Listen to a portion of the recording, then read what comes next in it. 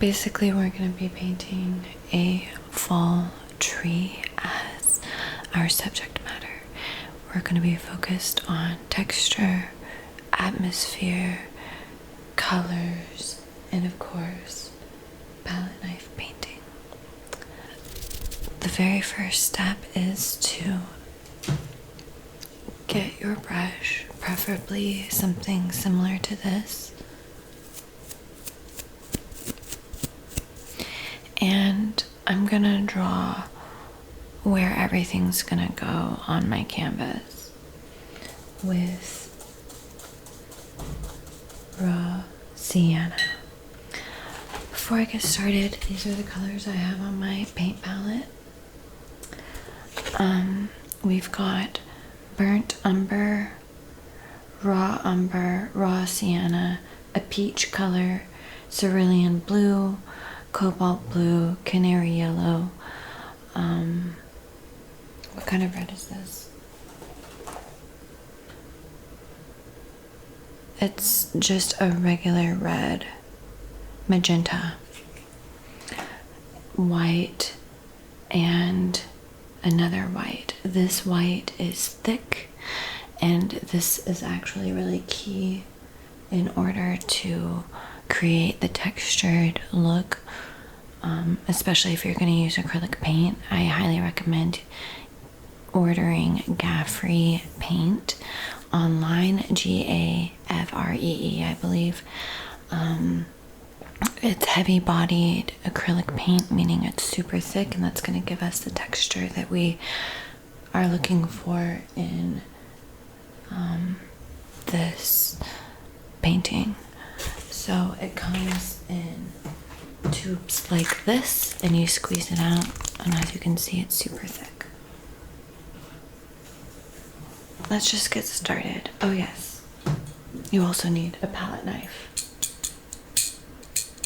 And of course, water, paper towels, things like that. So we're gonna take the brown, and I'm just gonna paint the trunk of my tree here on the right side of my canvas, on the lower half of my canvas. It's okay if your tree trunk looks a little different than mine, but essentially this is what I'm doing.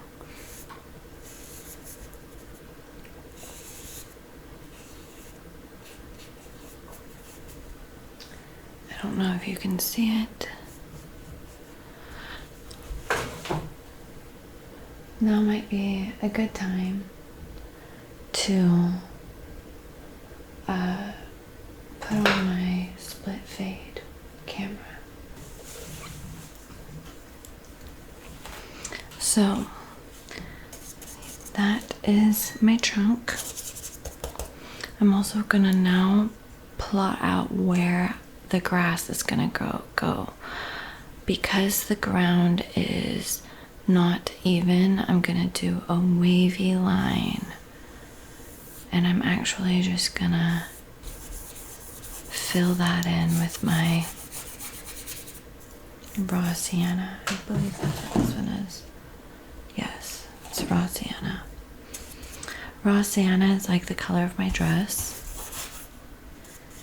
and it's a good color to use as a base layer for your painting. I know we're going to be moving into the palette knife part, but it's easiest to plot everything out and then go over with a palette knife. So in here I'm going to make rolling hills and things. I would say the ground fills a fourth of the canvas. As you can see, I'm using a smaller canvas than normal just because I think the intimacy of small canvases can be quite endearing. All right, now I'm gonna take my yellow and I'm gonna plot out where my tree leaves are gonna go. I actually am going to make my tree cover quite a bit of my canvas, and the best way I can put it is I'm focused on the shape right now, which is somewhat circular, and I'm using a very thin layer of paint, mixing my paint with water. And all of this is just information so that whenever I go in and work on the painting, I know where everything goes. All right, so as you can see, this feels like it's not centered. This is why we do this. So what I'm gonna do is actually take my white paint and paint over where I placed my tree trunk, and I'm gonna move it. It's pretty simple. Don't freak out if you realize part way that something isn't right in your painting. That's part of the painting process. It's natural. Okay? Don't freak out. Just embrace it. That's the point. Okay. So, as I'm painting the tree trunk, I'm thinking of it as almost like chicken feet or something. Or veins. And again, if your tree trunk happens to look different, or if there's different things going on, that's fine. It basically, can you see this? It's basically, it starts here and then it forks up almost like veins like that into your tree. Okay, the base of your tree trunk is going to be thicker, just like that. Okay, and then up here where I have the yellow is where all of the foliage is going to go. So that's the vibe. And okay,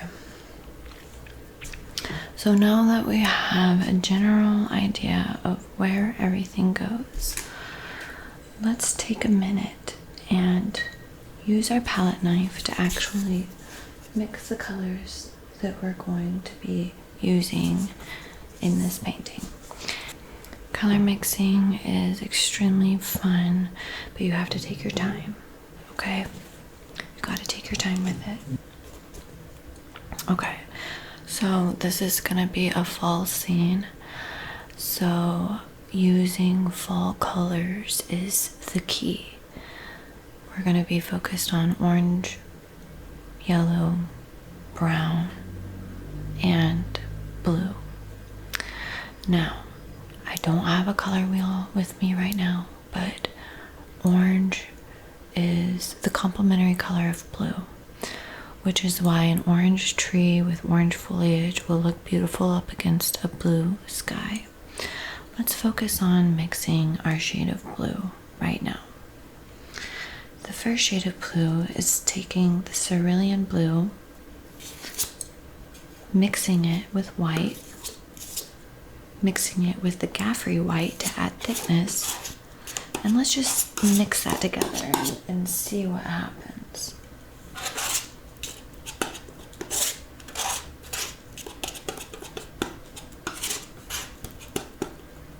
Looks like there's some of my paint is a little bit dry.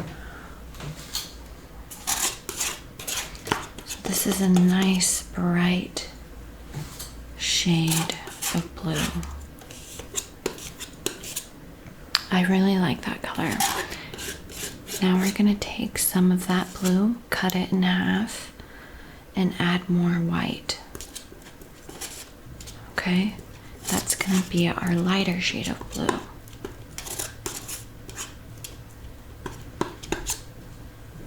I don't know if you can see. Hopefully you can. That doesn't look much lighter, to be honest. So let's make this one darker by adding some cobalt blue in with the cerulean blue. Not too much though. Yeah, that's better. So now we have 2 shades of blue. The next step is to take white, the Gaffrey white, which is thick. We're going to take a tiny bit of blue and mix that in.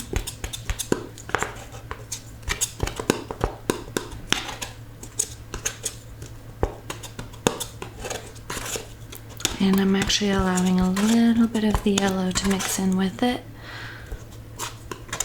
And that's my 3rd shade of sky blue. We've got 3 shades of blue. 1, 2, 3. You can see they're super thick.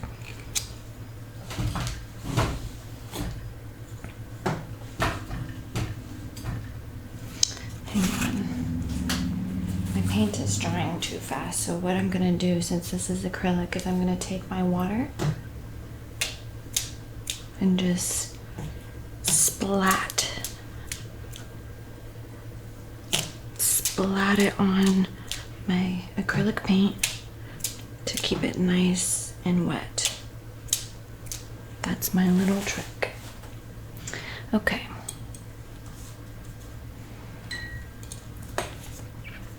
The next color we're gonna, actually, let's go ahead and just plot in the blue, okay?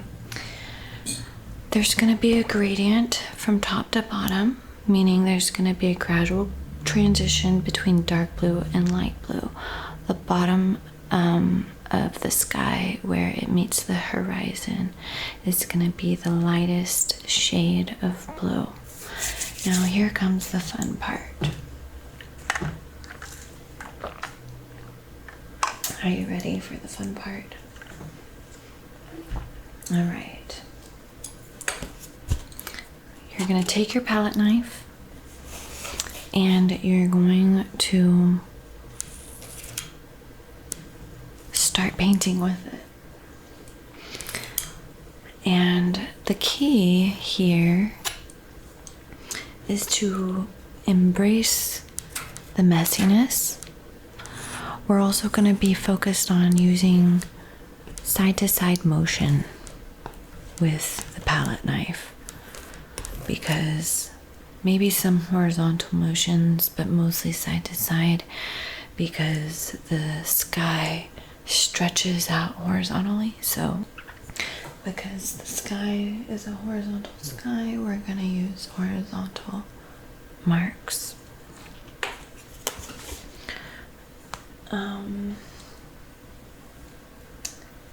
So on the top of the canvas, using the darker blue,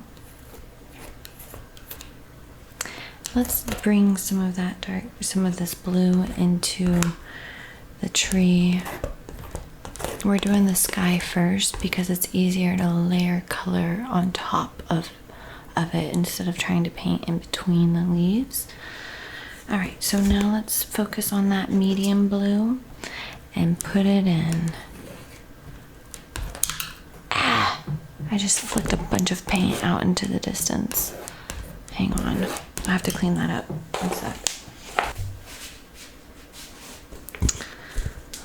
So we have the light blue making its way into the tree.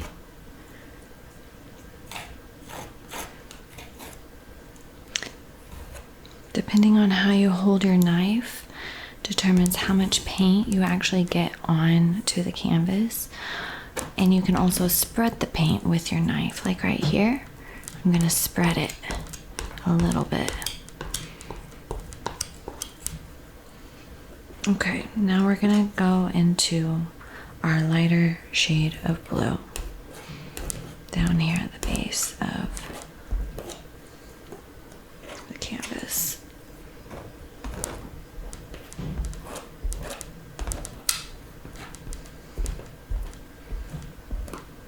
Don't be hard on yourself if it looks weird or not that good. You can kind of shape the direction and draw with the tip of your palette knife.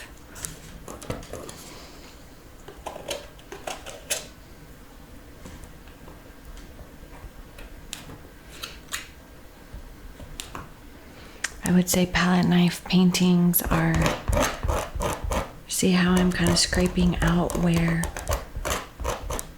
I want my tree to be preserved, and we'll be doing a lot of back and forth scraping and adding more color and whatnot in between. Okay, there's not enough of a gradient in between the top to the bottom, so I'm gonna make up here darker and down here even lighter. I'm actually going to take my white Gaffrey paint and mix it a little bit with my canary yellow.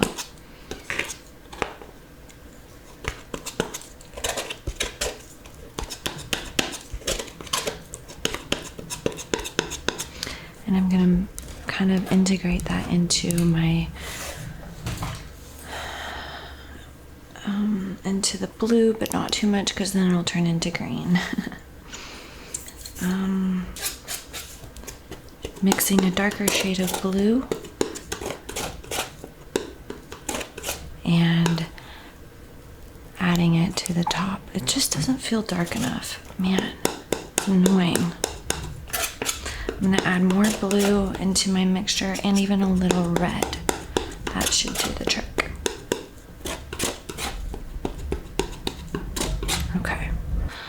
Okay, so yeah, already adding more blue at the top makes more sense. But we want to preserve that gradient as well, so I want to make sure, like in here doesn't look right. It's okay though. I might have to let it dry and then add more, but essentially it's a back and forth process. But I do want the sky to look relatively smooth. Okay, that's good for now. Once it dries, I can go in, add more gradual transitions. Okay. Let me know how you like the sounds of the palette knife. Alright, so I mixed the brown with the yellow to create a burnt yellow. We're going to take the white and mix a little bit of yellow with the white. Not too much yellow, barely any. It's important that you note that it's barely any to keep it nice and light. Alright, there's another color. We're going to take red and brown and mix those.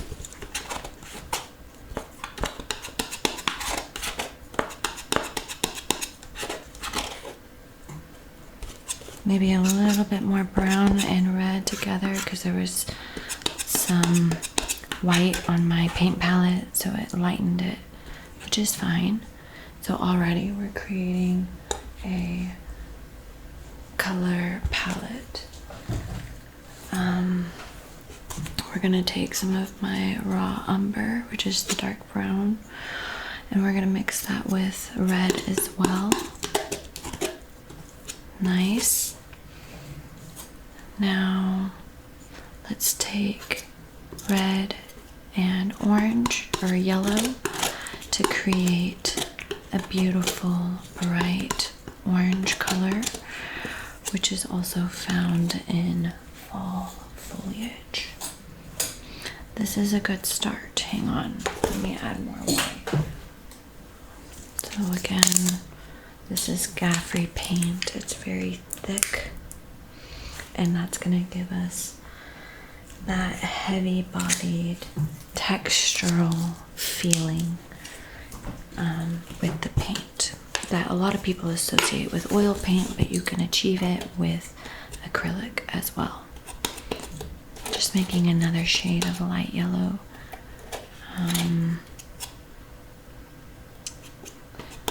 It's basically the raw sienna, a little bit of the canary yellow, and then the Gaffrey white mixed together, and that just gives us kind of a light golden shade. So these are the colors we're going to be playing with right now. I don't know if you can see them, but they're basically here, and taking some time to mix the colors either before your painting begins or throughout the process is really going to elevate your painting, because it's going to look a lot better if you mix the colors rather than just take them straight from the painting tube. Does that make sense? I hope so. Okay, so this part's fun. I'm basically gonna be making little squares like this. I'm just gonna be, they're not full-on squares, but this is the technique I'm gonna be doing. Just pushing the paint onto the canvas. The first color we're gonna use is actually this burnt yellow color, or yeah, like the brownish yellow, and I'm just gonna push that onto my canvas with my palette knife in various places. Already I'm pretty much out of that color. So make sure you stock up on paint if you're going to do this project, because palette knife paintings typically require more paint because the whole vibe is textured and blobby and thick. So you're going to need a lot of paint to get that look. So I'm mixing more so I have it ready to go. And I'm just going to do the same thing, just kind of push it onto my canvas.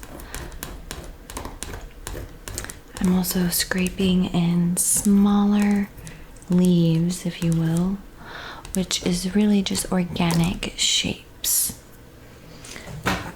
You might be like, what does an organic shape mean? An organic shape is basically a shape that is not perfectly symmetrical like a square. Okay, now taking my light yellow and doing the same thing in between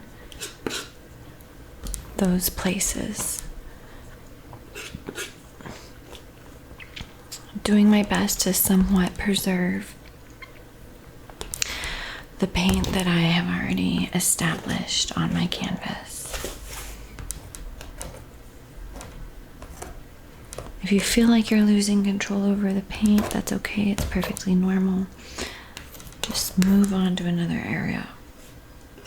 Now I'm going to take the bright orange, yellow, red color and sprinkle that in by laying it down thickly with my palette knife. And as you can see, slowly but surely, we are creating the illusion of a fall tree. I do feel like we need more yellow, so I'm taking this canary yellow, mixing it with some brown. And mixing that with brown is really what gives it that fall essence. Be careful not to create, oh, there's a wood shop downstairs. Be careful not to create green by mixing the yellow with the blue of the sky too much. That's why we're really focused on laying it on there thickly not mixing the colors, right? So here's another example. We're doing this type of vibe, all right?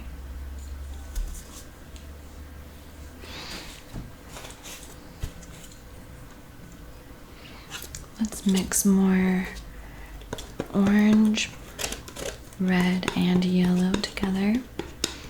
We're gonna add more of that to the canvas. Add some in the middle. Add some out here.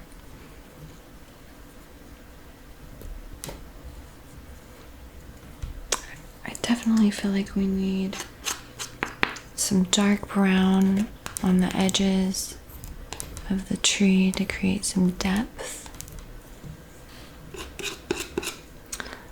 Some dark brown down here. Now I'm gonna scrape in my tree trunk again with my palette knife. It's like you're drawing with your palette knife. And you really have to embrace the messiness with palette knife painting. You can always refine it later, but you gotta get it on the canvas first. Does that make sense? I hope so.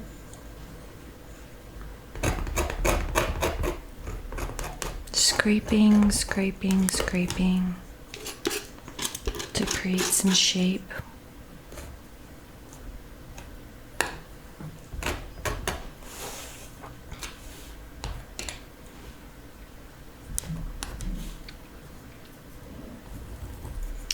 Creating a little bit of an illusion of a branch going up into the tree. And you kind of have to just feel it out. This is just layer number 1, but we have to let it dry before we add more layers. For the most part, I'm going to add a little bit more in here though.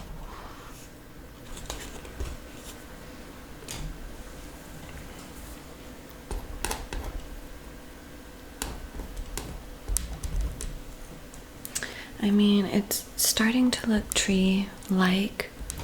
Making some spots larger shapes like that is a smart way to make it make sense as well. Let's integrate a little bit more blue into the tree so it feels like there's sky peeking out from between the leaves. Maybe too dark. That's better for now, at least. Maybe a little bit of yellow up there. Yellow and brown. This is a good start. Going back to the mixing because already I'm out of paint. I am a little worried I'm gonna run out of raw sienna, but if I do, that's okay.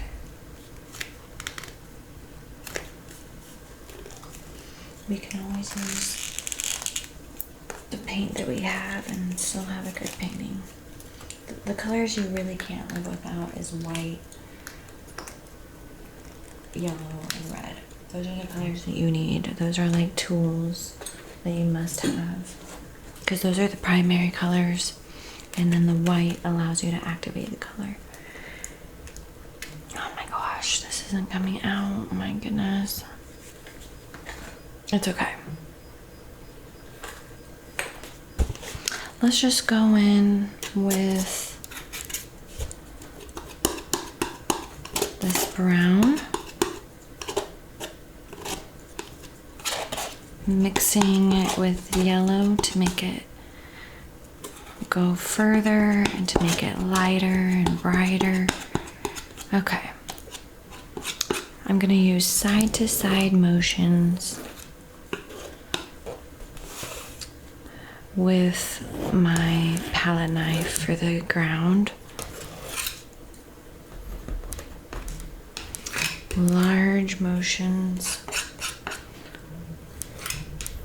Adding dark brown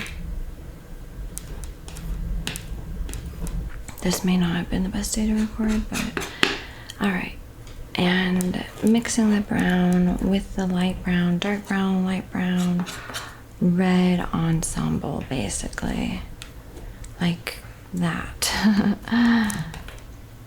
Bigger brush strokes, well, bigger mark making.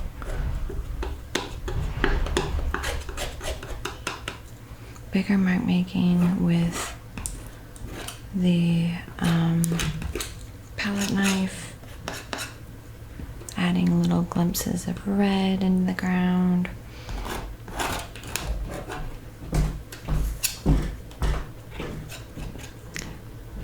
Light yellow back here where it goes off into the distance. We want it to feel like the ground is moving in a way. Does that make sense?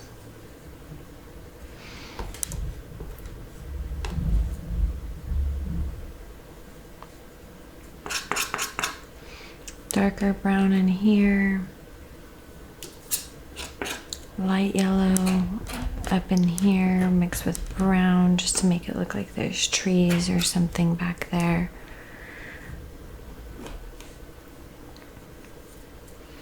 Mixing some more red in with this dark brown. I may need more dark brown, honestly. But already this is starting to feel more atmospheric. And a lot of the canvas is covered, so going in and fixing things should be relatively easy.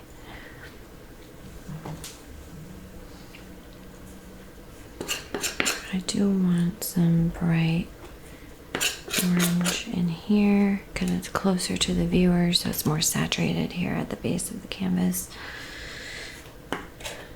Some white, brighter spots in there.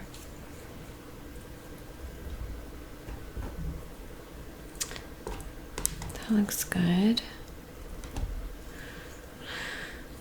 I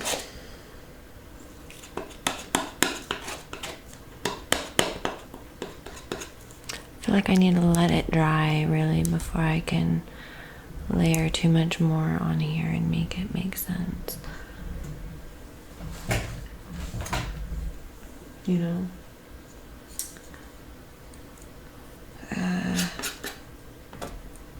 Definitely some red can't hurt. Just kind of putting some dots of red here and there.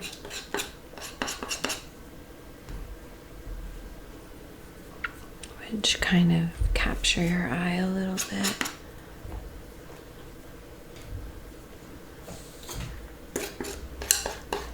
Mixing some light blue. Let's add some light blue in here. It feels like there needs to be some sky coming through. I don't know why, it just does. Okay.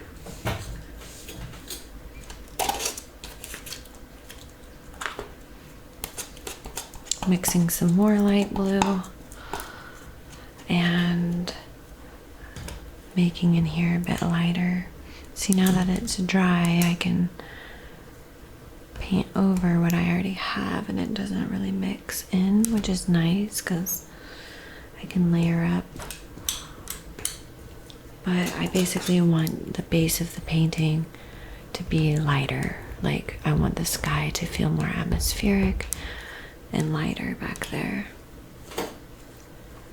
And it's okay if some of the yellow gets in with the blue and it kind of doesn't, like if the yellow is in places it shouldn't be, that's okay, and vice versa. Allow the paint to mingle with other parts of the painting. If you allow it to do that, it'll actually look even cooler and more advanced. Taking the blue, the super light blue that I created, and kind of adding it in between some of the branches, some of the trees to create negative space that look like the sky. That's the vibe. Finally, it's quiet. Hopefully it stays that way.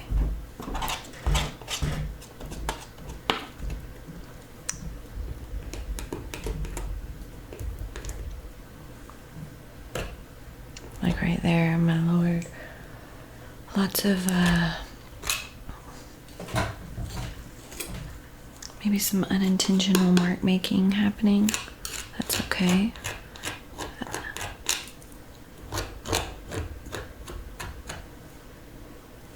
All right.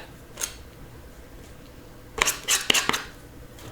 feel like I need to let that dry a little bit. Not that it's done by any means. It's a good start though. And that's kind of here's another part, another technique is to just kind of take the back of your palette knife and just kind of blend some places together. It's really a matter of feeling it out.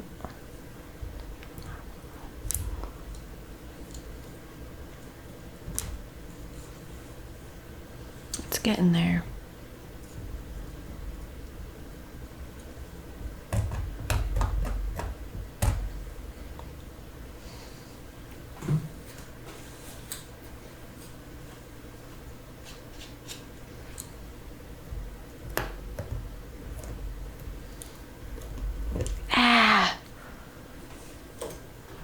Needs to dry a little bit before I am able to get it to where I want it to be. If you feel like you're losing control of the paint, just let it dry and paint over it. Basically, that's the best decision. Okay. This is a lot of paint on here. Maybe by the time I mix my mix more, a lot of it will be dry. We'll see though. I'm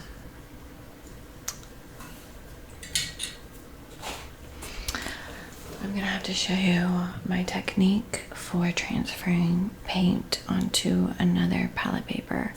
This container has a lid and you put the palette paper in it, and then you can put the lid on top, which preserves your paint, which is really nice. Okay, but I ran out of places to mix on here, which happens a lot for painters. So I'll show you what I do. Is first I have to take this off.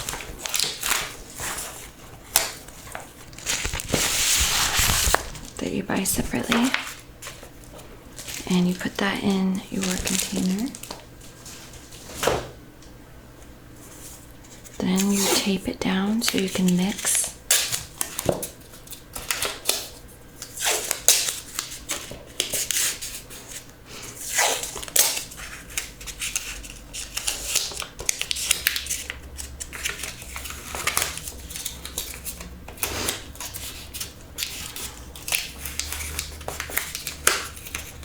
Alright, so it's taped down. Now you take your paint palette and you're just going to scrape the usable blobs off and transfer them from the old piece of paper onto the new piece of paper.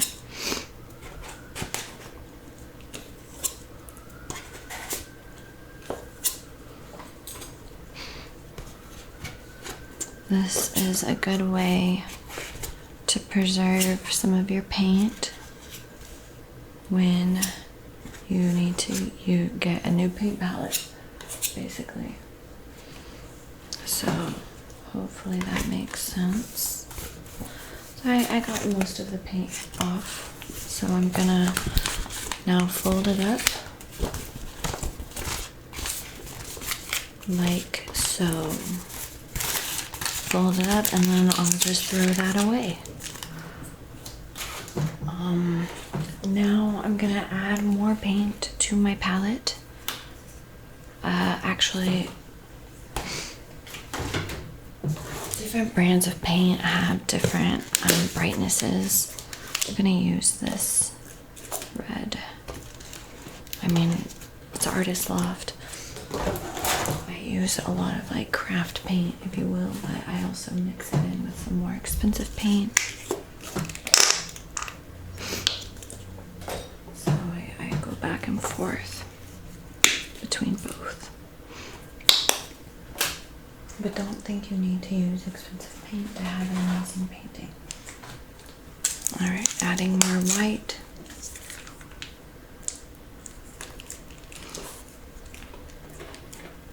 It's better to have too much paint and to use it all or to waste it than to not have enough paint and to lack something in your painting, because ultimately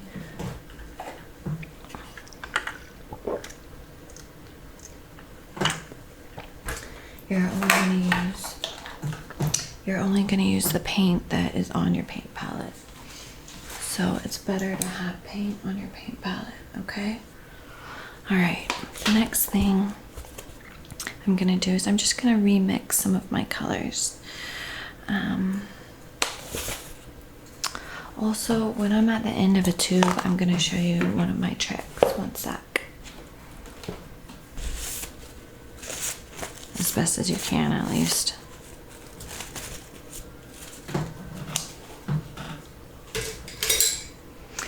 And all of a sudden you've got a whole new world of paint in there. So that's my little hack.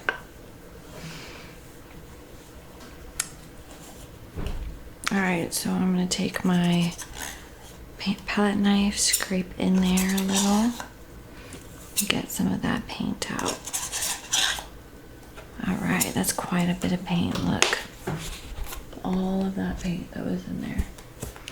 Okay. I feel like I need more clusters of color. So I'm gonna make a burnt orange brown color.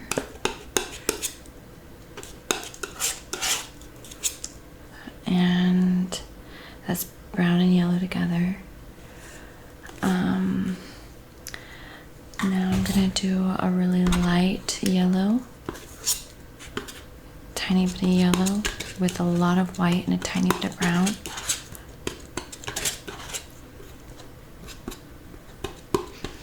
I want you to be able to see. It needs more yellow to brighten it up. That's better. So there's that color. Now we need some yellow, red, and I'm already out of yellow again.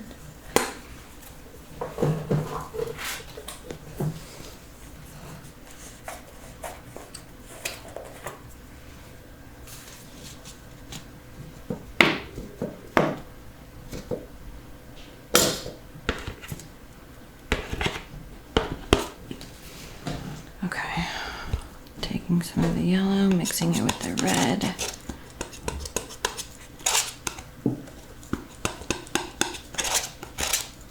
That's a nice color.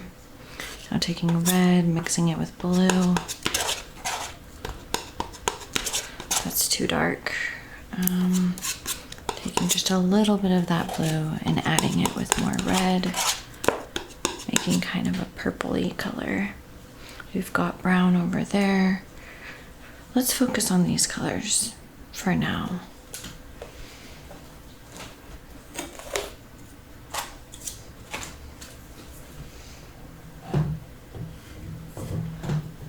Okay.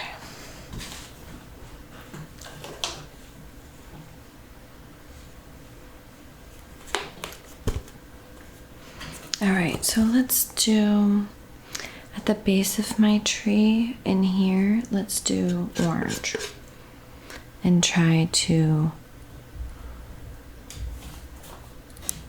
actually let's use the back of the paint palette knife. We're gonna do more clusters of color so that it feels more cohesive. So right in here, it's more orange, all right?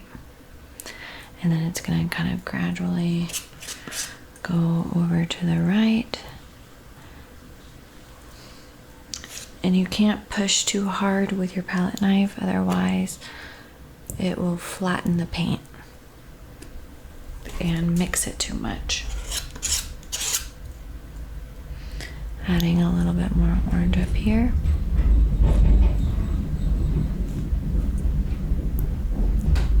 Adhesive.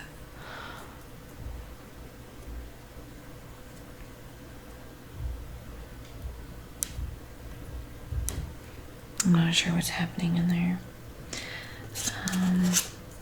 And then some in there. That looks good. And then there. Now in there, we're gonna do really light yellow side to side motions with the palette knife, and we're using the back of the palette knife as well. You don't have to follow along exactly, it's more the vibe of what I'm doing. So you can make your own version.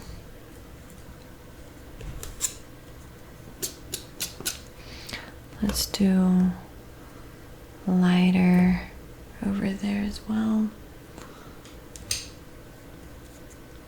Some lighter spots here in the center of my grass area. That looks good.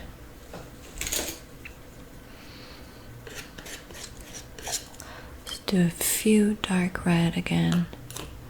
A few dark red spots, not too much. But especially kind of on the outer edges of the tree. Somehow it looks nice like that.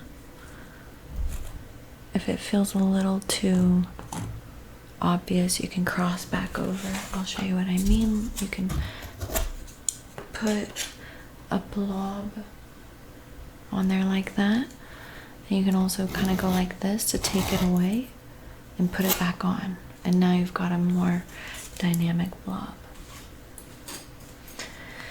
Let's take that dark brown and enhance this trunk.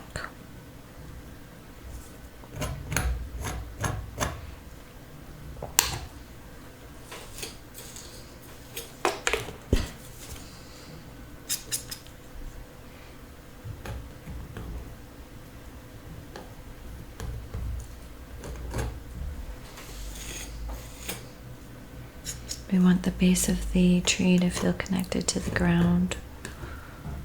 So make sure you connect it.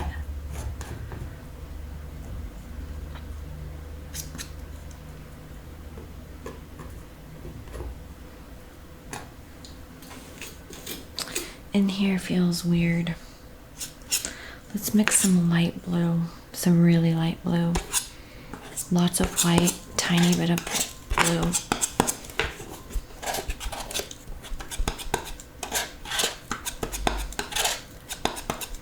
Feels kind of icy, maybe just a little bit more blue. I was using my cerulean blue. All right, let's add some blue in here to separate the tree from the sky and the trunk. See, already it feels like the sky is kind of peeking through. All right, and here, let's make that feel a little more smooth.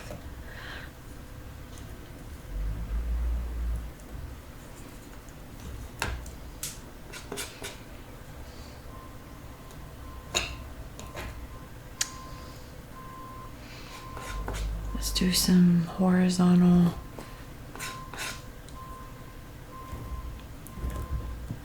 motions with the palette knife to create a vastness in the sky.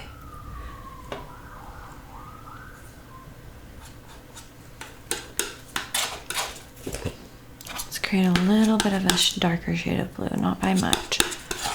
Lots of white, a little bit of blue. See how dark that is? It's like too dark. But I could maybe use some of that up here.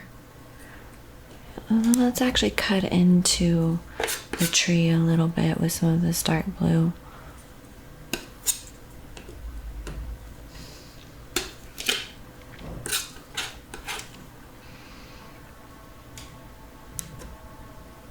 Layering up that paint.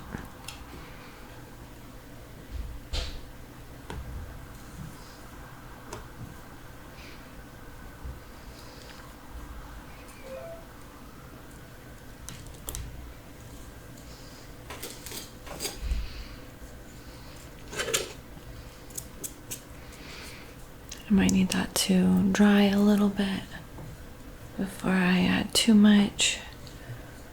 But already, I mean, that's looking better.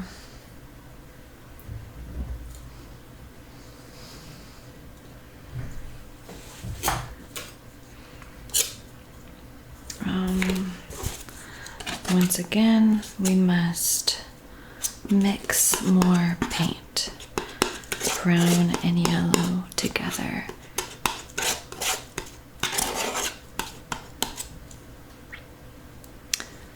And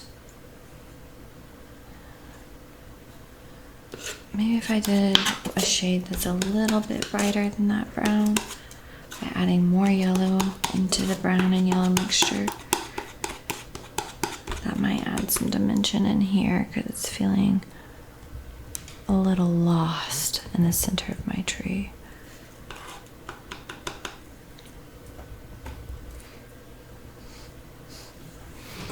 I mean, now I feel like I need to add some light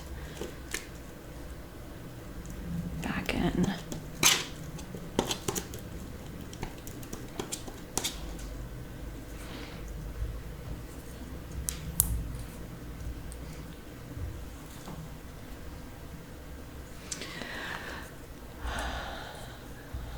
I don't know. I really don't. Okay, let's just take some of this, put it into the ground a little.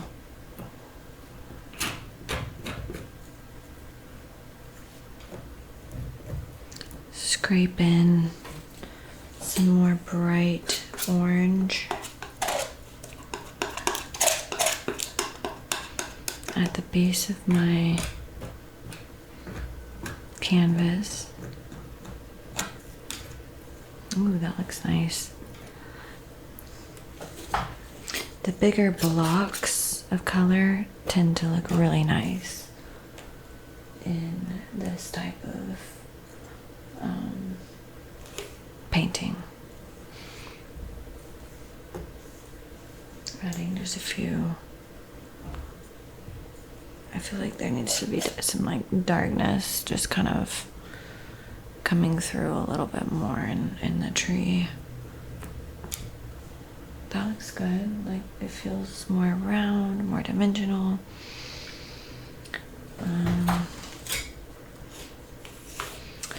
I feel like there's not quite that middle value of blue that I'm looking for. Let's see if I can achieve it.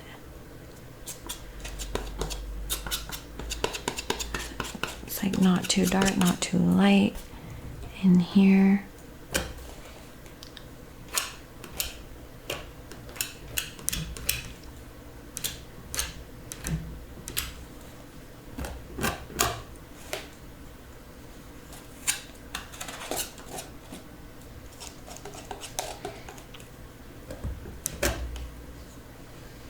I mean, that's kind of nice. I mean, it feels more like it's a gradual transition from light to dark. Let's add some more medium blue over here. That's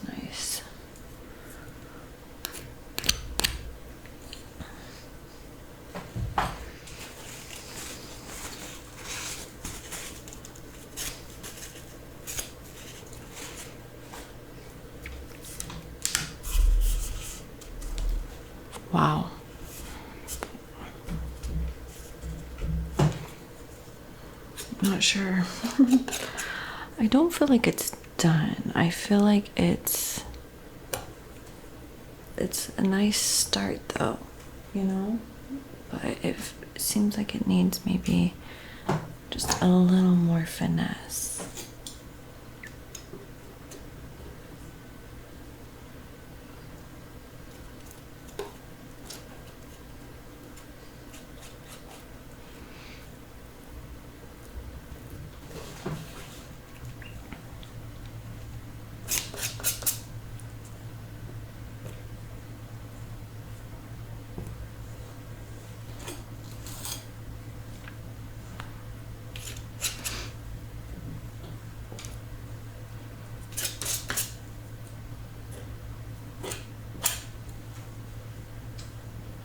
I mean, this looks good though.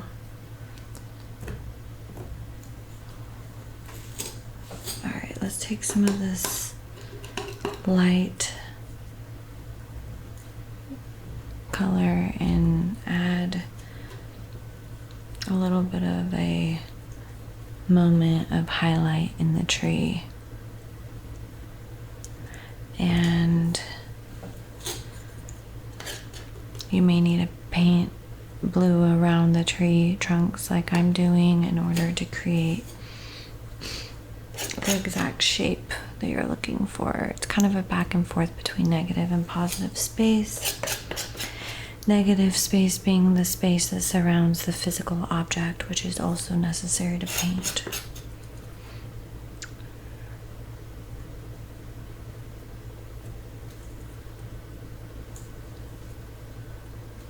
Adding some of this purple bluish mixture into the trunk to give the trunk some definition while drawing by carving away some of the paint.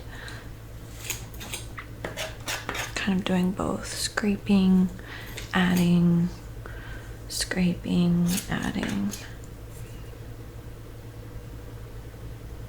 See how you can kind of finesse the paint in between the crevices of the painting.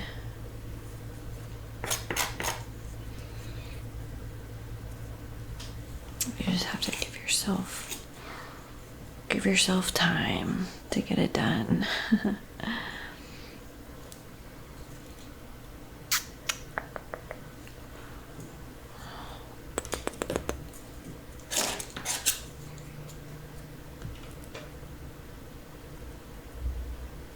I mean, that looks kind of good. I kind of like it.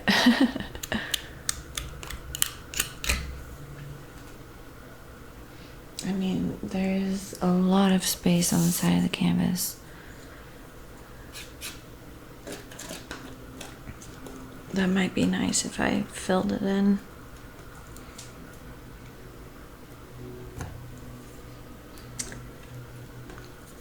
Adding more blue in between the branches and around the branches of my tree, as well as adding light blue here and there.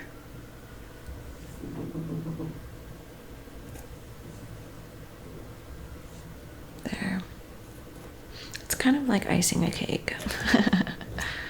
It really is.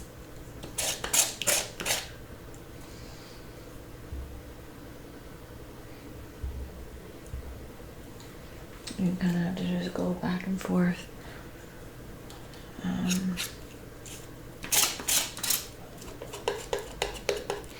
want over here to be darker.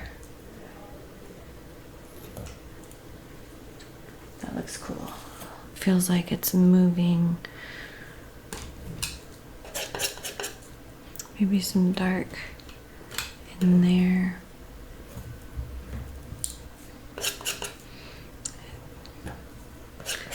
Almost creating the illusion of hills by adding some shading back here. You know what might be nice in this painting? I think what would be nice is a little bit of fluorescent orange. even though fluorescent orange is not a fall color, it might look really nice with this ensemble. So I think it's worth a try.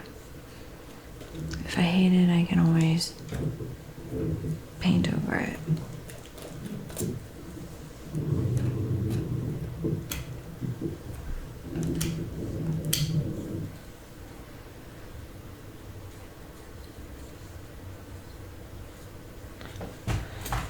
Okay.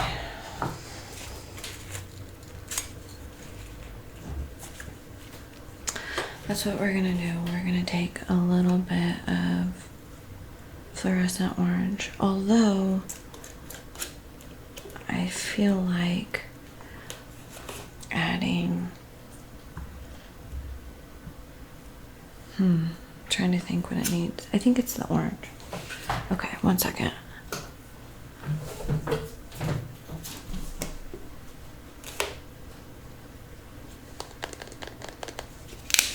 So this is the fluorescent orange.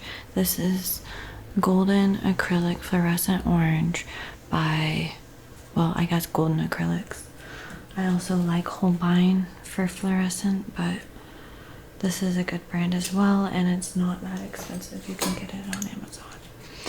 So yeah, I've got this beautiful fluorescent orange, and now I'm actually going to, where's my red? I can't believe I'm out of red again. I'm gonna mix it with red and yellow and some other colors. Okay, so you take the orange and then mix it in with my red. That way it's not pure fluorescent, but it's way brighter than what I have on my canvas. All right, now I'm gonna take a little bit of that and pop it in there. Maybe not so much.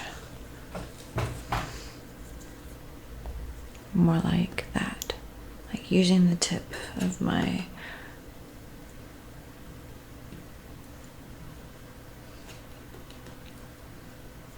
maybe a little bit in here as well.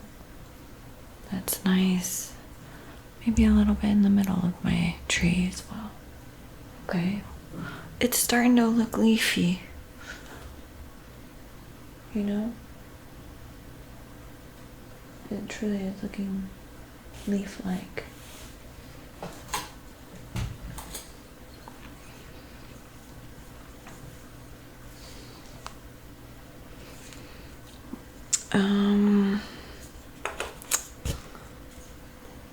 Let's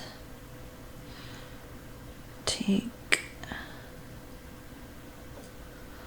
some of that, and actually let's do a little bit of the same concept, only with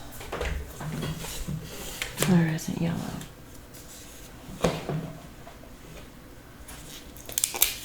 Also using the golden brand, and I'm actually going to use more Gaffrey paint, and I'm going to take a scoop of that Gaffrey and mix it in with that yellow. Boy howdy, that's bright. I love it. All right, now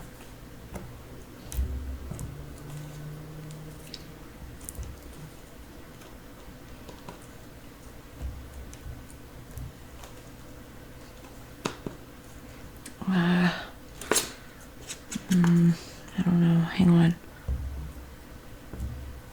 That looks good.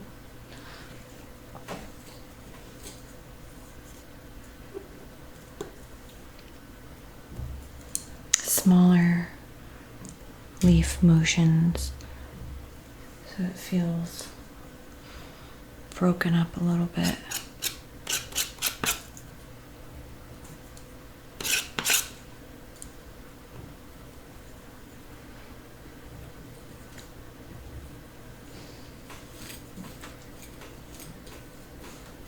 I mean, why does my camera keep glitching like that? It's annoying.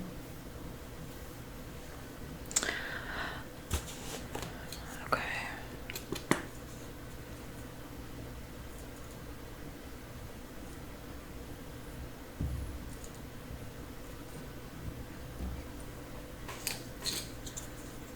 I kind of am starting to feel like if I work on this anymore, it's just gonna get worse. You know? Like, it's not gonna look right.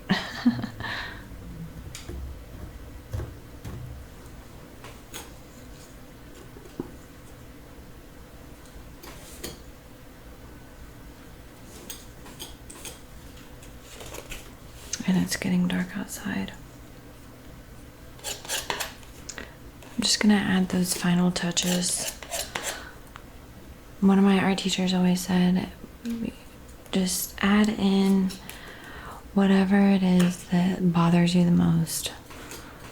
Just fix it real quick before you're done.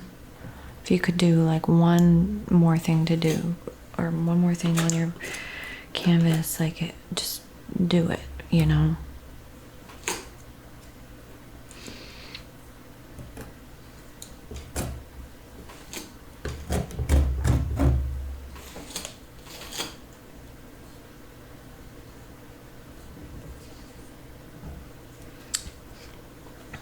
I feel like over here still could be just a little bit darker in a few places. And maybe even thicker orange.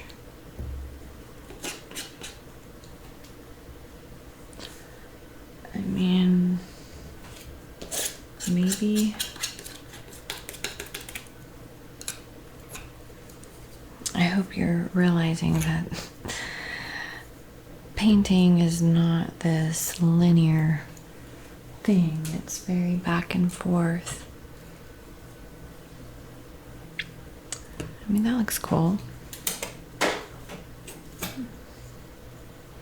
It feels atmospheric, and I like that about it.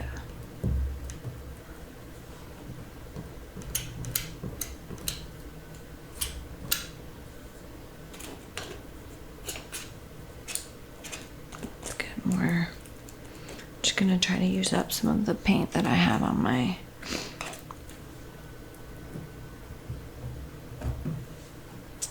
palette without messing it up too much.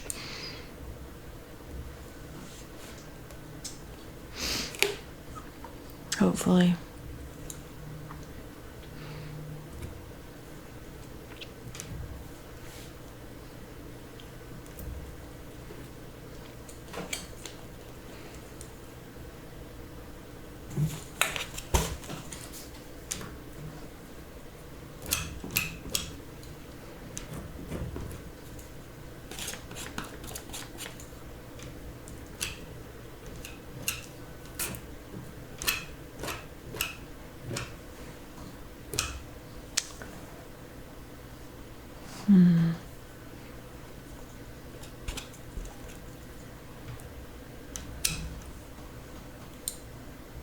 Nice.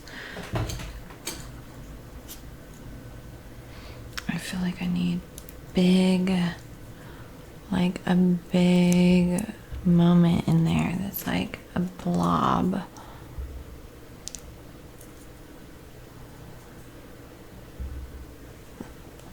Wow, that's very blobby.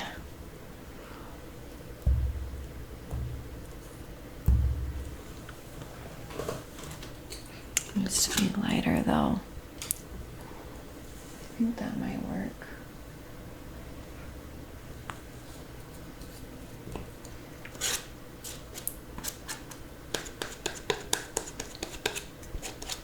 So add some purple, just a little bit more purple.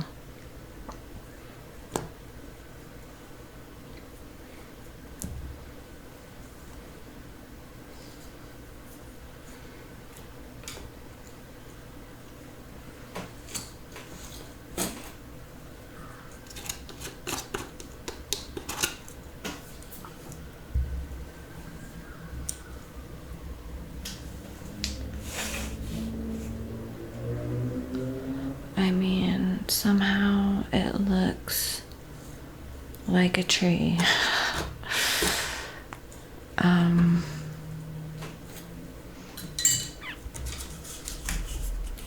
Wow, I mean, it's something. It's certainly something. Wow. It's thick. For sure.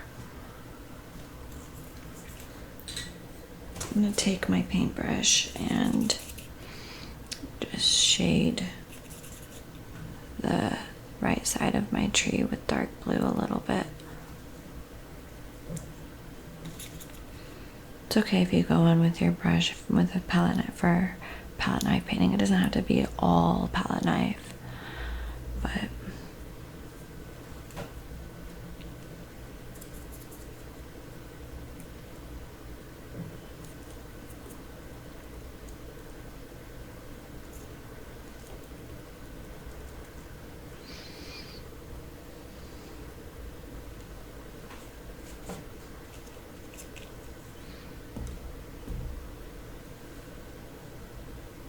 it's kind of like finessing back and forth. Let me take a picture of it. I'm gonna take a picture and see how I feel.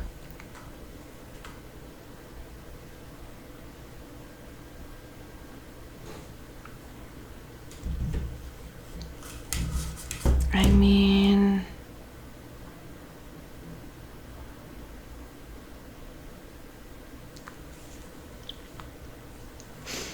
I don't hate it. I don't know, what do you think?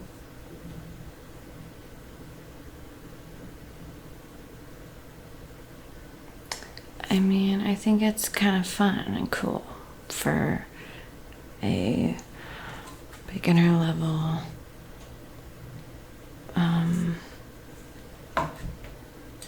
palette knife painting.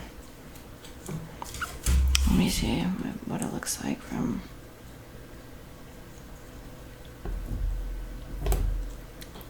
I'm just gonna go in, removing a little bit of paint here and there.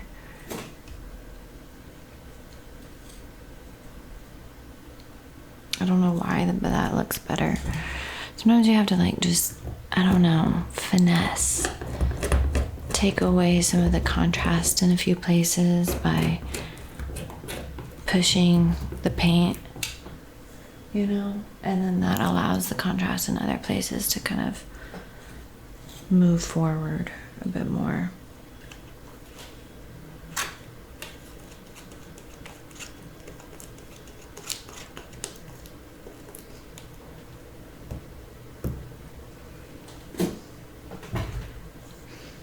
It's a fun painting, you know? It's fun. It's, you know, it's not always about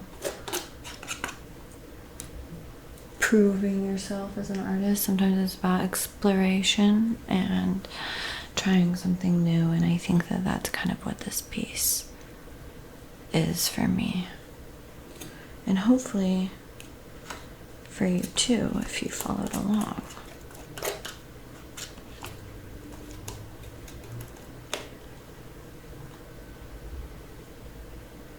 Just adding a few highlights in the tree. That looks nice.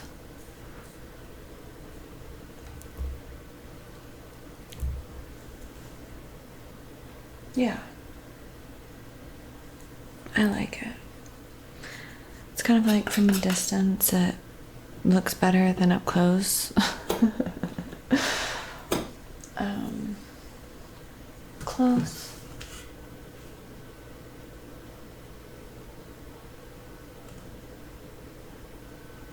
This is my art studio. Yeah, I want you to really see that texture. What do you think? Hang on, let me see.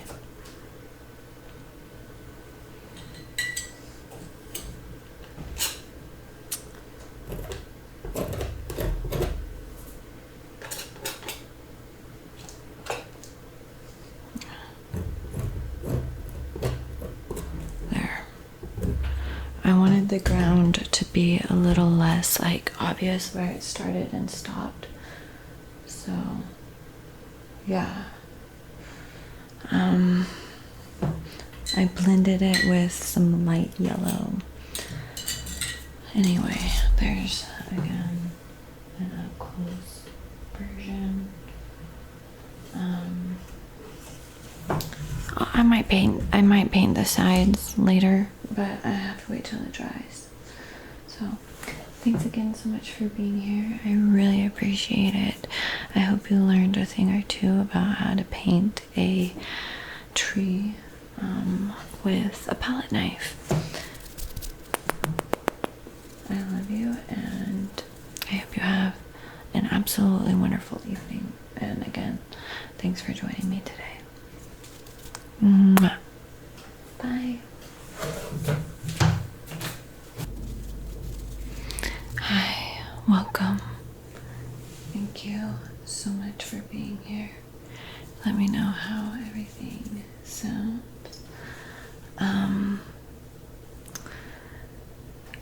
I am working on this painting again because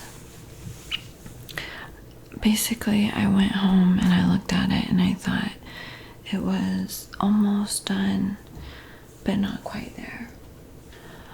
Now, as a painter, it can be easy to overanalyze and think that your painting looks like absolute dog crap, when really it just needs a little more time and a little more TLC, if you will. So I'm gonna go ahead and mix up my colors, and I'm including you in on day 2 of this painting tutorial because I want you to know that painting is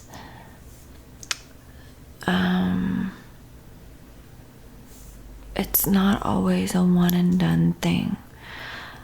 Often it requires a little more effort after the paint dries. So keep that in mind, okay?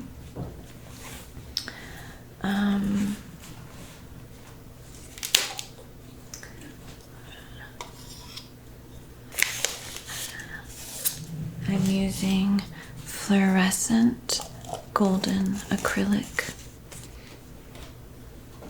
for the yellow and the orange first. And I actually brought back this other shape of a palette knife. This palette knife is different than the one I used yesterday, so it should create a different look. See, this is the one from yesterday. This is the one from today. I don't know if you can see the difference. Okay? So, now, raw sienna. I'm gonna put my browns together. Burnt sienna.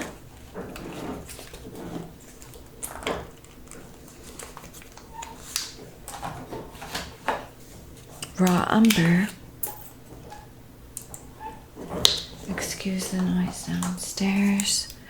Now, cerulean blue.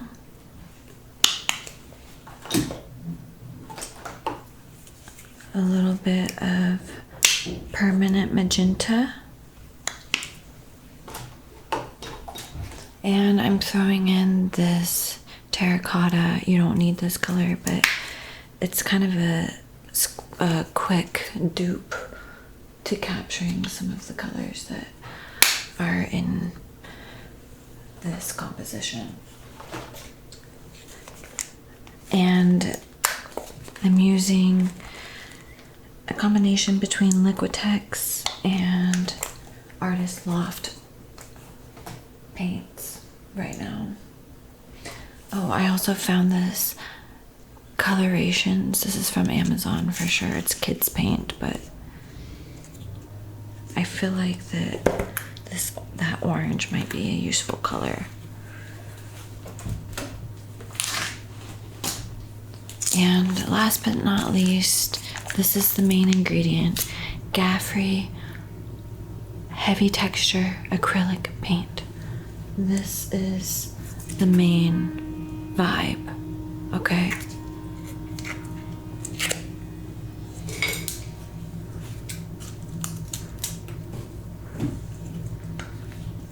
It's super thick, and I'm gonna mix it in with my other acrylics in order to create a thick texture look.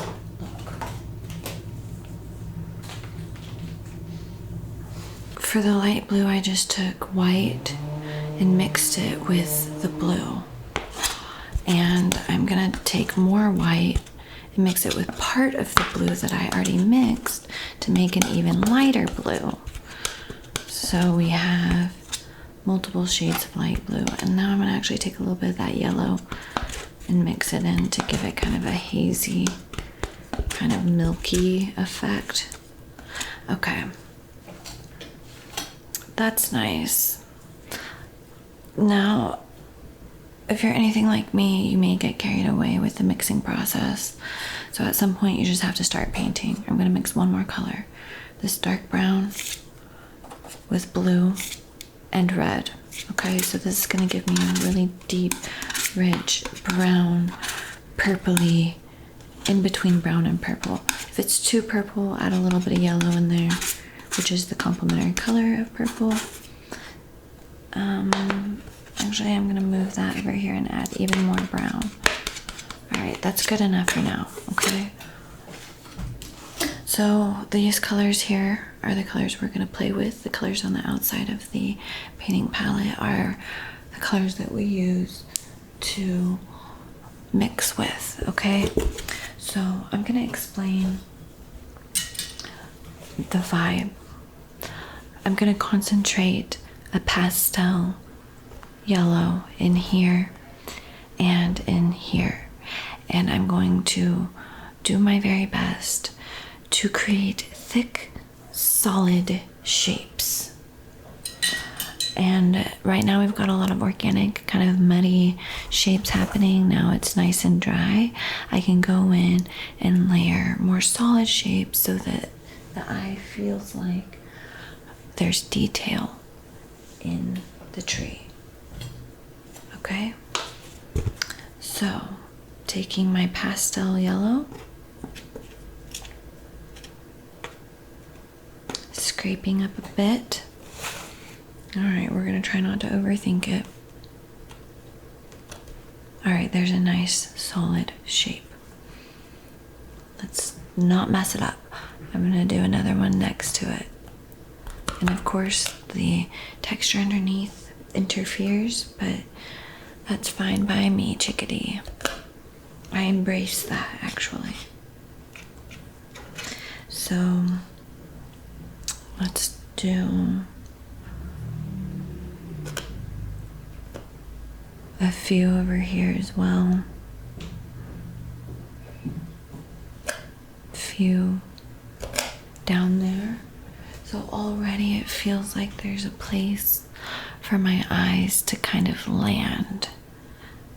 Now let's do the same thing with the mustard yellow. Only we're going to concentrate some of those shapes in this area and maybe in here, a few other places, okay? Actually, let's start right here.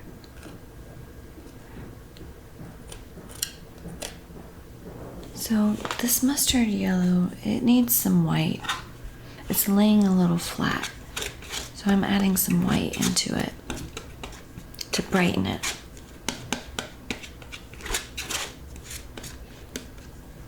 Let's see if I might need to just let that dry now. It's not bad, but it just, I don't know, it's not really popping. Let's add a little more white. Yeah, that's what it needed. Okay, let's do a leaf here. And I'm very lightly grazing.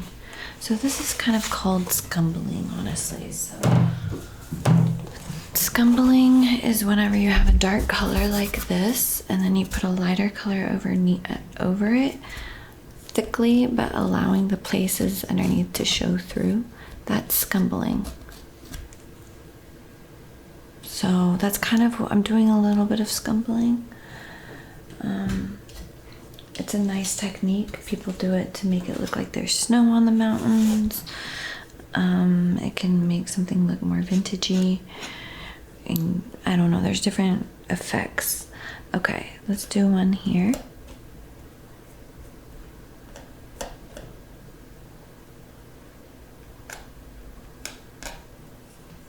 We are being more calculated with the decision making at this point in the process, because the final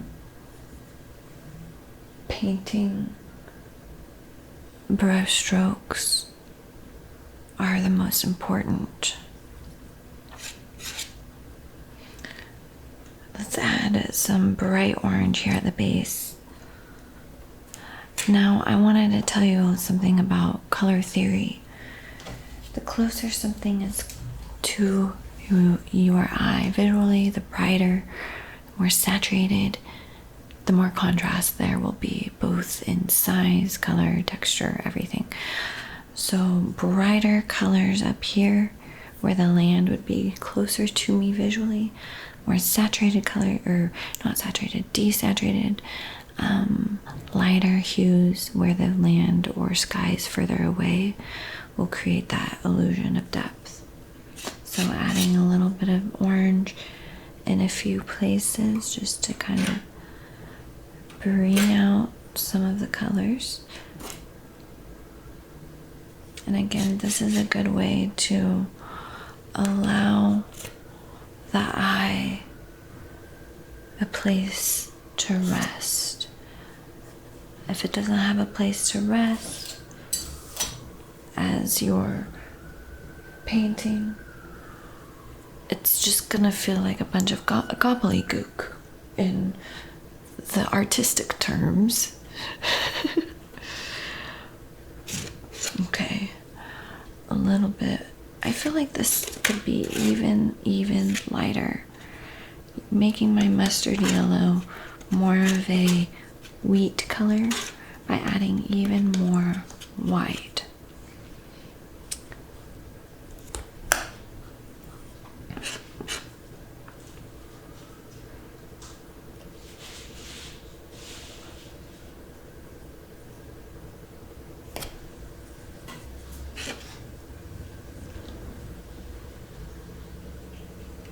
Right now is a little hard to explain, but it's a bit intuitive. It's looking at your painting and kind of seeing, where do I need to add some solid shapes, especially for a palette knife painting. And because it's normal for a palette knife painting to be very messy and scattered, basically. So you gotta go in there and add some shapes.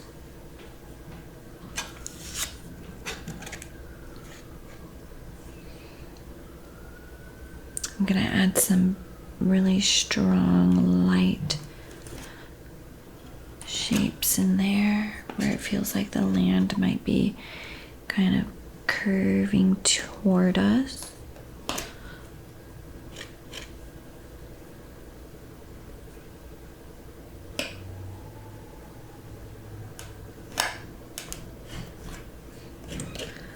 Doing some upward motion creates the illusion of grass and land.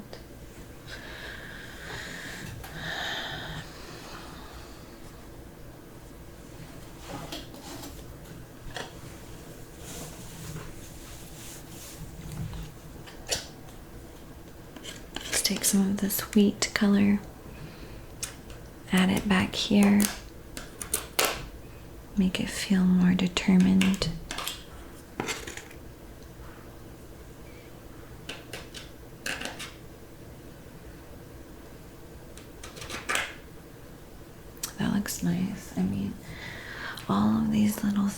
start to kind of come together, adding a few little marks back here, kind of scraping in indications of plant life. All right, this part's gonna be, wait a second, I feel like in here still needs, well, I ran out of my wheat tone, so I'm taking my yellows, mostly canary yellow, adding it with the white, and a little bit of brown. So this color is actually interesting. I don't really have a lot of this color in my paintings. Okay, though, I'm gonna change it. If you've kind of lost control over your paint and you made a big blob like this that isn't really the color you need, half it, cut it in half, and then add more of the color that is closer to what you want it to look like. And it is kind of getting into color theory with that, but in this case I want it to be more yellow, so I just added more yellow. That's nice. That's the color I'm going for. And it's so funny, by the time you actually mix it, you're like, what was I about to paint again?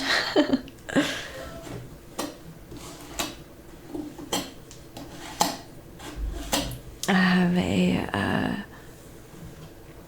what do you call this? A old towel on my table that I just use to wipe my brushes on, or to wipe anything on that I like to wipe my paints on. Okay, so I highly recommend doing that. You just have to be aware of where you're putting the paint, because it can get kind of messy and it can travel. That's the thing about wet paint, is it travels. Okay. Oh yeah, let's add a little bit of this in here. Just adding those defined shapes, making it a little bit more orangey by adding more orange.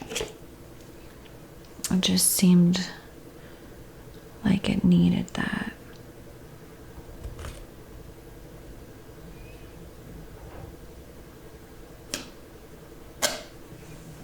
I mean, this is looking nice. It's looking way better.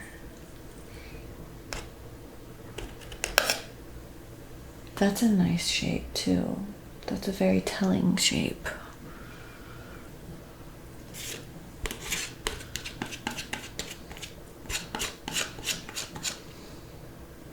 I feel like I need some of this dark brown. Okay. We're gonna do some dark brown leaves.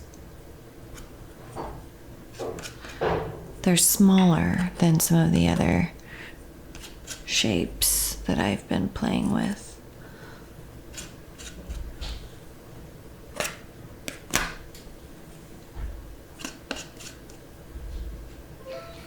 I feel like the right side is darker than the left, so adding more brown over on the right side makes sense.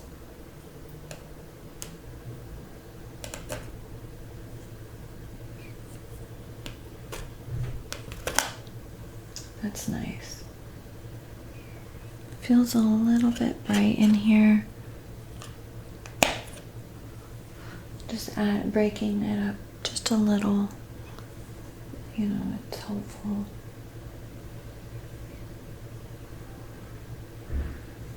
Thanks for everyone who's watching right now.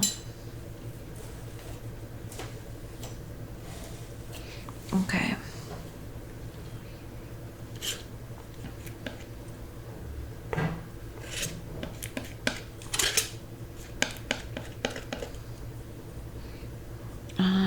I feel like I lost one of my colors for sure, and it's the mustard yellow. So I'm gonna take orange and yellow and mix it up and see what happens.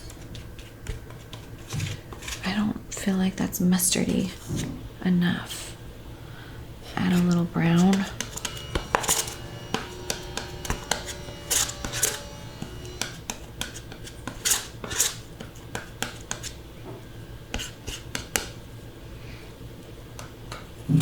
There, that looks good.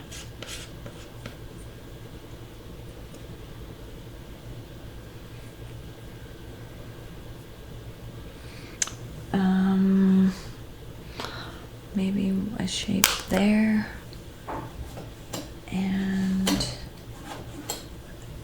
I feel like I need a little bit more of these little white dots. Just going and adding some solid shapes where I feel like it needs to be.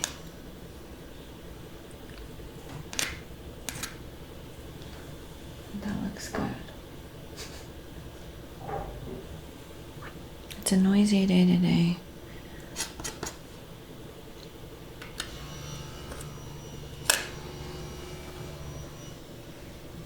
I mean, the texture on this is absolutely senile. I mean, like, quit it. This is nuts. Ah, like, look at that. That is crazy. Like, what? I'm still not done though. I want to work on the sky a little bit and then do something on the sides. I'm not sure what I want to paint on the sides. I mean, it's almost like the painting should continue, but I would rather not. You know? Okay. I need more white on my paint palette.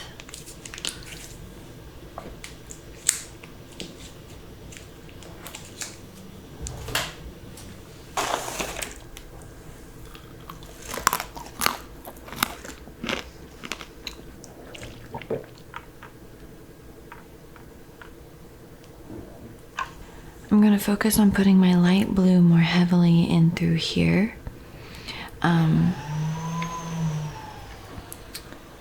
Just at the base of the sky. Right now it looks a little muddy. I'm going to use horizontal, big, thick, horizontal motions. Look, side to side, going right up against the tree. Horizontal.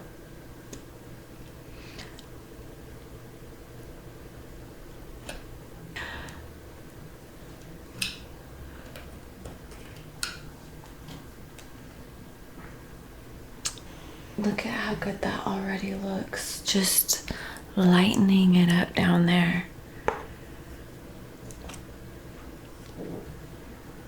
And doing that as well here.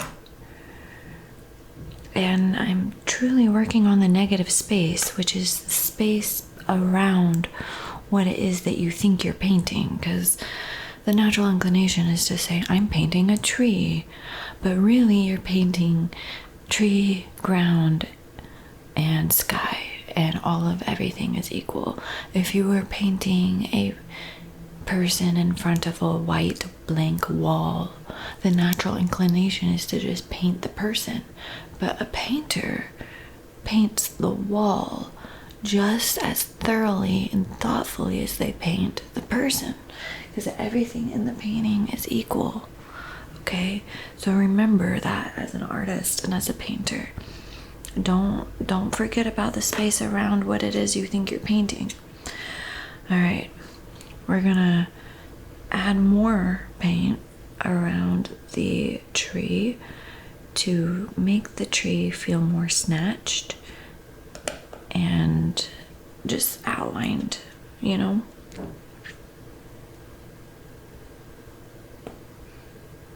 And you kind of have to embrace the unpredictability of palette knife painting if you're going to do this. Like, it's a bit all over the place.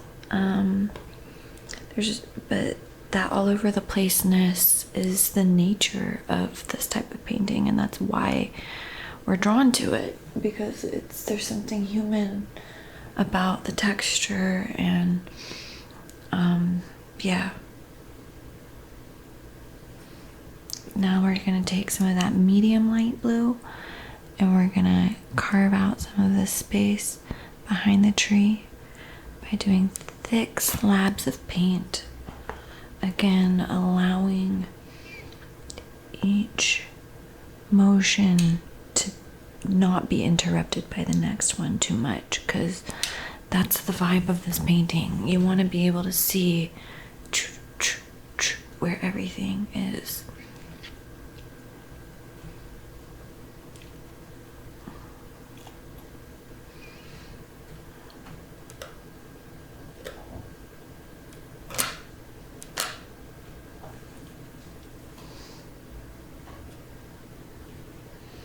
Now let's make a darker shade of blue by taking more of this cerulean blue. Some people don't use cerulean blue, they're too good for that.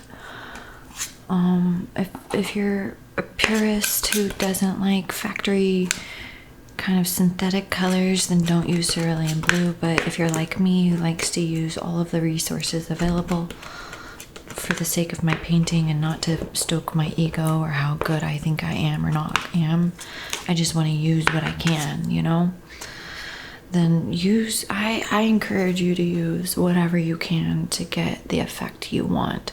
Don't let your ego get in the way of the materials that are made available to you. Okay, darker blue up here. Quite frankly, talent doesn't get you that far in life. So proving you're talented is a worthless and useless endeavor. Because people don't care if you're talented. They just care about what you can do for them.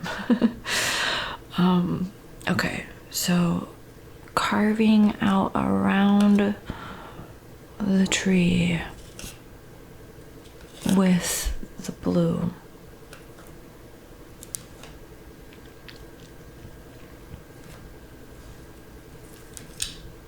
Wow, how beautiful is that? I mean, that is already just so nice.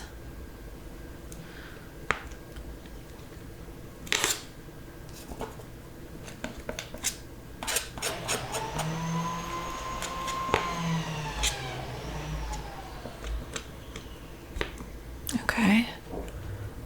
And a nice thick motion there.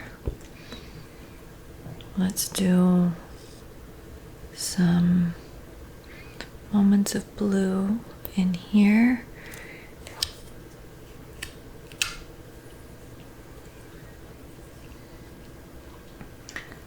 The medium light blue, reiterating. Sometimes you might need to mix your super light blue and your medium blue together to get that balance of the blue you're really looking for. All right, that looks nice. Oh yeah, it's starting to speak to me. You'd really gotta give yourself and your painting the time it deserves. Great paintings don't happen all at once, and if it looks like it does, it's because there's years of experience to back up that moment of genius that you witness. All right, that looks good. Did I take away too much of the leaves there? Kind of did. I think I need to bring it back. Bring it back. There. Nice. It's not an exact science. And honestly, this painting is in a way harder than an eye or a facial thing where there's a clear measure of like if it looks correct or not. This type of painting, there's less of a defined measurement of like how do you know if it's done? How do you know if it looks right?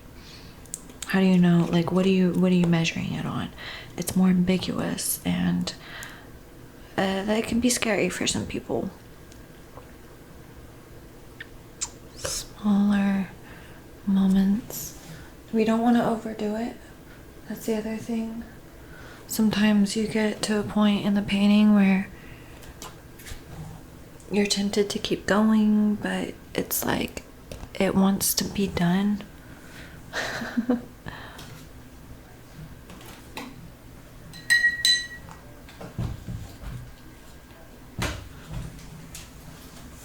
Okay, I'm gonna take some of this yellow, the pastel yellow, and I'm actually going to scrape in a little highlight. Oh, this is kind of interfering with my tree. Okay.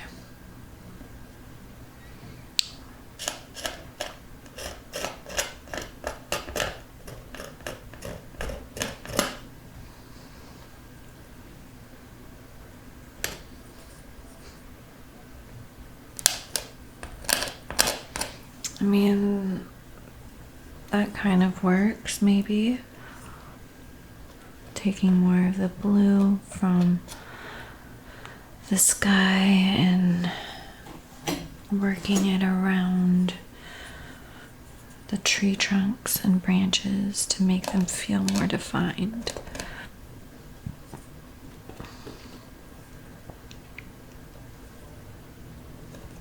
I mean, that's not bad. I don't hate it, you know? I feel like there needs to be, that's nice.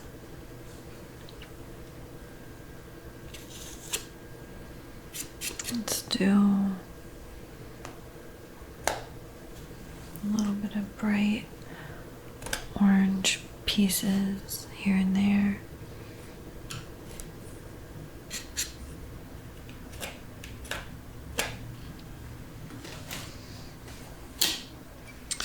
Do this dark brown shade that I mixed. Let's put that in a few places at the base of my painting, scraping it in to create some contrast. Like I said, bigger shapes. If the ground is closer to you, more contrast. That might be a little bit too heavy looking, so I'm gonna mix it in with my red. See, that looks cool because it's like this now feels like it's closer to me visually because it's bigger shapes.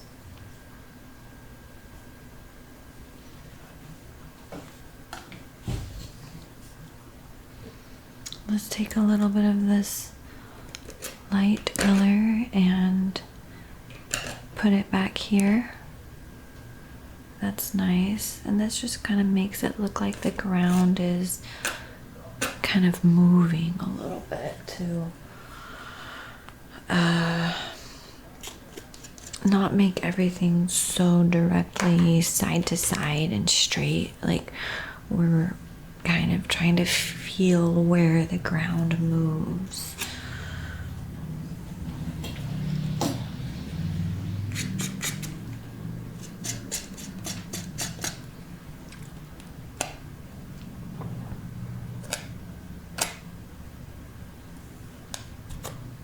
Nice. Maybe add a little bit of the, I feel like that the tree trunk is maybe a little bit neglected. I'm just gonna try to add a little bit more paint to it so it feels as thick as everything else in the painting.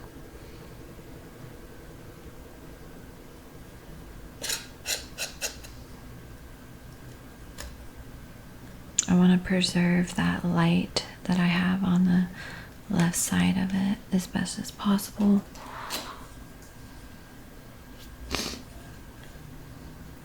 Scraping in a little bit of a highlight on the left.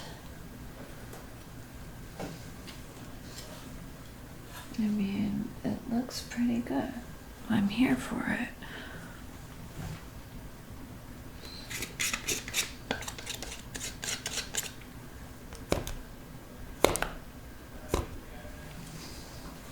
Do I love that or do I hate it?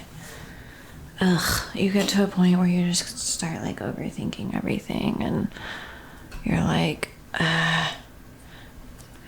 I don't want to mess what I have up.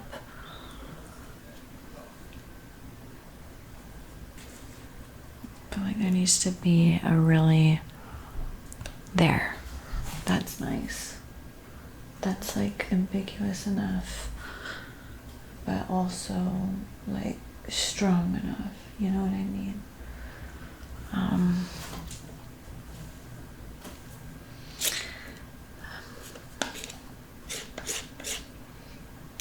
Maybe a few.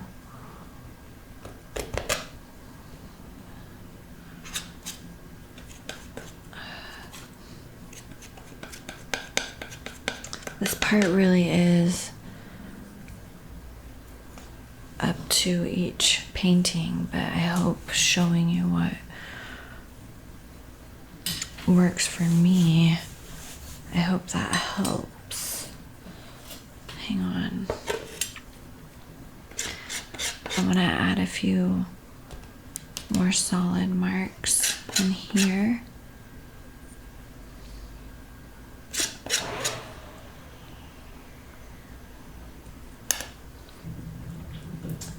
It's too blobby in there. I'm gonna take my blue and work on that negative space to take away some of that. That's interesting. It kind of made a little bit of a purple color, but I like that. It feels better. Let's take more. Let's do blue in here as well.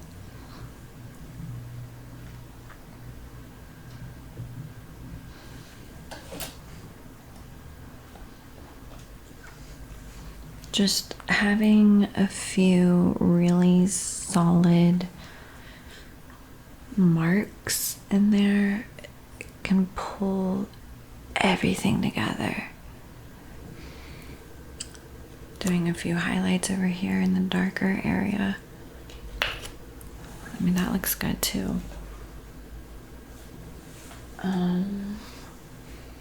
This may be done. I mean, you get to a point where you just don't want to kill the magic by overworking it.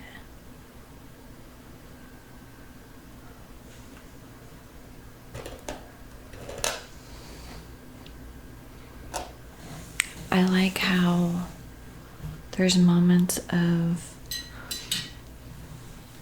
like strong resolution, and then there's moments of less clarity. If it looks a little bit ambiguous, don't feel like you have to define and articulate everything. Just kind of allow it to be ambiguous. I'm gonna make this a little bit, yeah, that looks good. Just adding a little bit more light here and there where I feel like it exists, maybe even in the tree. A little bit more. That looks good.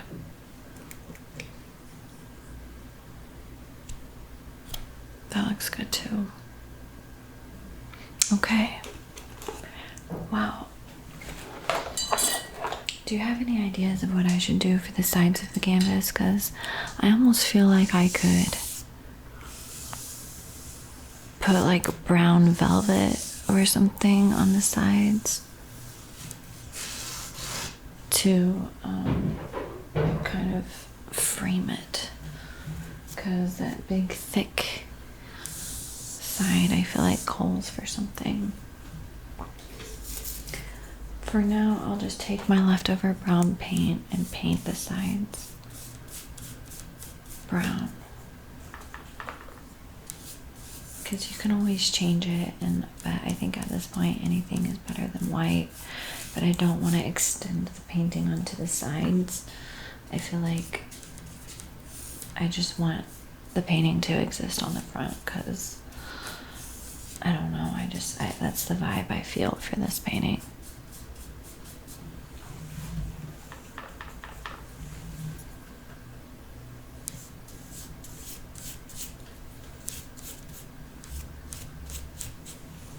I think brown is the way to go for sure.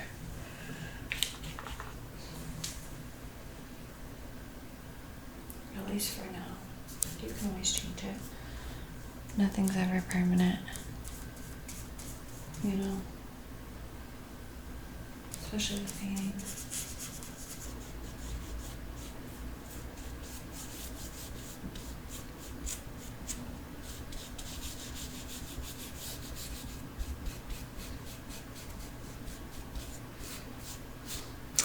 The best thing you can do is make art that you care about. That's really all you can do, because if you care about it, that's all that matters. And it's actually hard enough to do that. You get partway through the painting and you're like, this sucks, I hate it.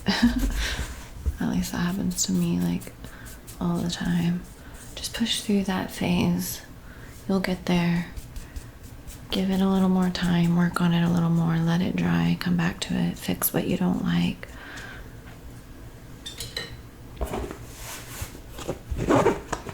This is a really fun fall painting. Very textured. I think it would look good almost anywhere it was hung.